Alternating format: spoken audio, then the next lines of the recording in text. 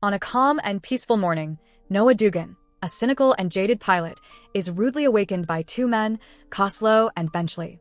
They barge into his apartment, demanding he repay the money he owes Mr. Parker within 24 hours.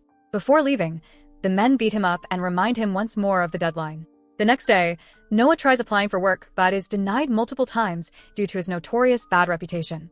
Fortunately, his old friend Stoney offers him a job, since the previous pilot backed out. As they walk toward the air base, Stoney explains that the task is simple: fly a cargo of animals to a remote Pacific island called Makwarana. However, Noah suspects there's a catch. When he learns he must use a rundown B-29 bomber, he flatly refuses, knowing that flying animals in such an old plane is a recipe for disaster. Stoney insists that the animals are sacred, raised at an orphanage by missionaries Bernadette Lafleur and Charlotte Brathwaite. Still unconvinced, Noah walks away. Bernadette then demands a refund, but Stoney has already spent the money. When she threatens to report him to the police, Stoney desperately begs Noah to reconsider. Noah demands $5,000 upfront, but eventually settles for $2,000 in cash and a $3,000 check to follow. Later, Noah inspects the old plane and grumbles about its poor condition. Just then, Bernadette spots Petey, a duck, climbing into one of the shafts. When Noah crawls inside to pull it out, the duck pecks him, and the shaft collapses under his weight. Nearby, Coslow and Benchley watch closely to ensure he doesn't escape, still suspicious of his actions. Annoyed, Noah storms off, deciding against the job. But when he sees Parker's men closing in, he changes his mind. He agrees to take the flight if Stoney can distract them. Stoney lures the men to his office, while Noah hurries back to the plane, urging everyone at the orphanage to quickly load the animals. Frustrated by how uncooperative some of the animals are, Noah yells at them, only to be scolded by an orphan named Bobby.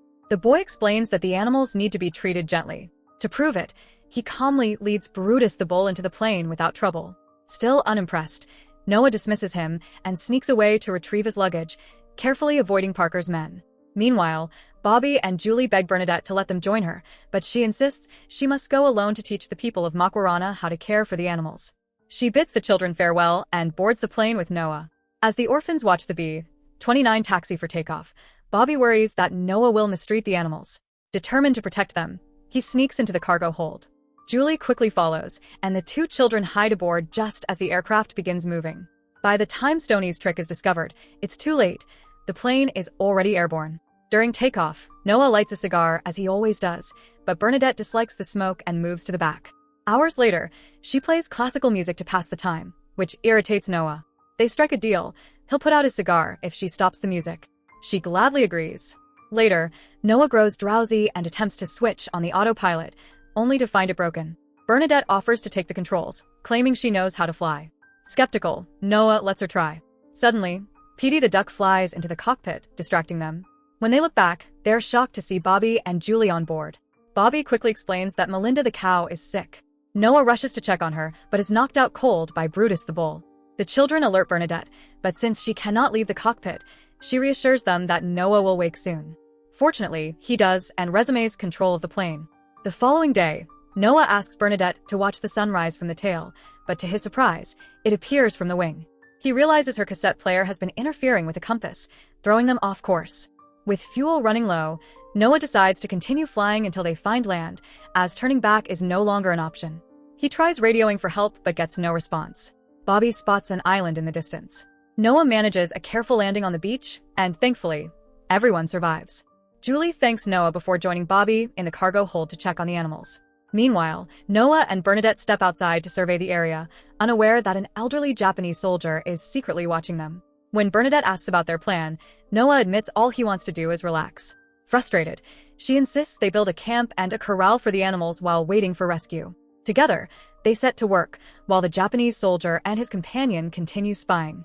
Later, while searching for water, Noah and Bernadette leave the children in charge of the animals. Brutus the bull escapes, leading Bobby and Julie to chase after him. In the process, they stumble upon a hidden Japanese outpost. They quickly return to tell the adults, who follow them back. Noah realizes that the two elderly Japanese soldiers still don't know World War II has ended. He orders everyone to retreat, but Bernadette insists they must talk to the men. The soldiers attack, but their weapons fail. Seizing the moment, Noah fires a flare gun, forcing them to retreat. Julie runs to hug him in relief, while Bobby remains cold, still disliking the pilot. Bernadette, however, feels sympathy for the soldiers, believing they were humiliated. Noah is shocked at her compassion, pointing out that he could have been killed. But she insists on befriending them, much to his frustration. Declaring himself in charge, Noah orders everyone back to the plane and takes the first night's watch. Later, Bernadette finds him smoking and teases him about breaking his own rule.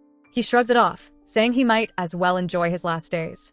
They apologize to each other and agree to work on their friendship, sealing it with a handshake. Before returning to the plane, Noah hands her the flare gun for protection. The next morning, Noah awakens to find Bernadette missing. He quickly runs into the jungle to search for her, leaving the children on the beach. Meanwhile, Bernadette makes her way to the Japanese hideout, determined to befriend the soldiers, believing it to be the Christian way. As she enters their quarters, they suddenly arrive and brandish their katanas at her. Seeing that one of them understands English, Bernadette explains that World War II is long ended and that they've come in peace. The soldiers, now updated on the truth, share a meal with her. Fearing that Bernadette has been abducted, Noah bursts into the hideout, provoking Commander Hiro and Lieutenant Kirishima, nicknamed Cleveland, to attack. Bernadette quickly intervenes, assuring them that Noah is her friend. The men stand down, and she introduces them properly. Later, she tells Noah that the soldiers have been stranded on the island for 35 years with no contact with the outside world. While she admires their perseverance, Noah scolds her for endangering herself. They argue over how enemies should be treated until Noah storms off in anger. After some time alone, he returns to apologize. Together, they step outside to talk. As they do, Bobby and Julie sneak into the cockpit to secretly watch them. Noah admits he was only harsh because he worried for Bernadette's safety. He then confesses he has grown to care for her and gently kisses her. Shocked, Bernadette doesn't respond, and Noah quietly walks away to avoid ruining the moment. Watching from above, Bobby can't understand why she would like Noah, though Julie insists it's because he's handsome. Next day, they attempt to pull the B-29 off the beach but fail. The soldiers arrive and warn that it's impossible, instead suggesting they convert the aircraft into a boat, though it will require flipping it upside down. Noah objects at first, but Cleveland tells him there's no hope of rescue after so many decades. Convinced, Noah agrees. They begin dismantling the plane, removing the wings and extra parts, turning the tail into a rudder. With Brutus' help, they flip the fuselage, add batteries, patch holes with bamboo, and erect a central mast. Bernadette sews pieces of fabric into a sail and, touched by their gesture, uses the Japanese battle flag the soldiers give her as its top section, a symbol of respect and honor. Later, Noah finds the orphans sneaking the animals aboard. He protests, fearing it will endanger the voyage. Bobby insists on bringing them, leading to an argument that makes Julie cry. Though upset, Noah eventually relents after seeing how much the animals mean to the children. He agrees on the condition that proper beds are made for them. Julie gratefully hugs him and rushes to tell Bobby. Over time, he and Bernadette grow closer, enjoying each other's company on the beach. Days later, they launch the makeshift boat into the tide. To Noah's shock, the Japanese soldiers swim after them, urging the group to sail faster. They've rigged their old hideout with explosives to destroy it and ensure no return. Cleveland assures Noah that Commander Hiro's design will keep the ship seaworthy. With the Japanese now steering, they sail into open waters. One night, Bernadette reflects on the biblical story of Noah's Ark and finds inspiration. The following day, they release Petey the duck with a message tied to his leg, hoping he reaches help. Unfortunately, he flies in the opposite direction of Hawaii, leaving everyone discouraged. To lift their spirits, Cleveland prepares a meal, and Julie leads them in prayer, asking God to guide Petey. The next day, Noah and the soldiers attempt fishing but fail. Bobby, worried about Brutus' health, tries feeding him milk from their limited supply. Noah scolds him for wasting rations, further frustrating the boy. In defiance, Bobby gives his own share of milk to the bull. Later, Bernadette realizes their supplies are nearly gone and reluctantly agrees with Noah that they may need to eat the chickens. But Bobby suggests a fishing method using bright light to lure fish. They try it, while Julie stays by the cockpit to watch. Suddenly, she spots a shark circling the boat. Realizing the shark is scaring away the fish, Noah proposes killing it. They build a trap and use their last fish as bait. The great white takes it, but proves too strong and breaks free. In the chaos, Bobby falls overboard. Noah immediately dives in to save him, but the shark circles back, threatening them both. Acting quickly, Bernadette grabs Noah's flare gun and kills the shark, saving them. Back on board, Bobby thanks Noah for rescuing him. Though Noah scolds him for being reckless, later that night he softens, apologizing and reconciling with the boy. The next day, Bernadette breaks down, blaming herself for their predicament. Noah comforts her, reminding her that she has been their source of hope when all seemed lost. Overcome with emotion, she finally admits, "I love you." Overjoyed, Noah says the same in return. That night, a powerful storm batters the boat. The group scrambles to secure the animals and belongings as the typhoon rages. The main mast snaps, breaking the cockpit open, and Noah and Hiro rush to seal the door to prevent the ship from sinking. By morning, the storm subsides. Though battered, the boat has survived. However, Brutus the bull lies dying. Cleveland suggests ending his suffering with a gun.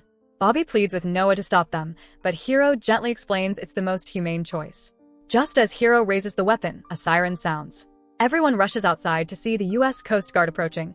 Petey has found help after all. Days later, aboard the towed B-29, Noah and Bernadette are married as they sail toward Oahu, finally safe and together. So that's it. Hope you enjoy the story. Subscribe and press the bell icon for more videos.